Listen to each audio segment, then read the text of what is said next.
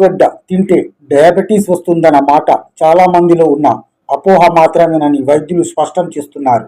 ఆరోగ్యంగా ఉన్నవారు పరిమిత మోతాదులో ఆలుగడ్డ తీసుకుంటే ఎలాంటి ప్రమాదం లేదని నిపుణులు చెబుతున్నారు. ఆలుగడ్డలో కార్బోహైడ్రేట్లు ఎక్కువగా ఉండడంతో ఎక్కువగా లేదా తరచూ తీసుకుంటే బ్లడ్ షుగర్ స్థాయి పెరిగే అవకాశం ఉంది. కానీ ఆవిరిపై ఉడికించిన లేదా నీళ్లలో ఉడికించిన ఆలుగడ్డలు సరైన ప్రమాణంలో తీసుకుంటే శరీరానికి మేలు చేస్తుందని చెప్తున్నారు. డయాబెటీస్ ఉన్నవారు ఆలుగడ్డను ఒంటరిగా తీసుకోకుండా పెరుగు, ఆకుకూరలు, పప్పు ధాన్యాలు వంటి ఫైబర్, ప్రోటీన్లు ఉన్న ఆహారంతో కలిపి తీసుకోవాలని వైద్యులు సూచిస్తున్నారు.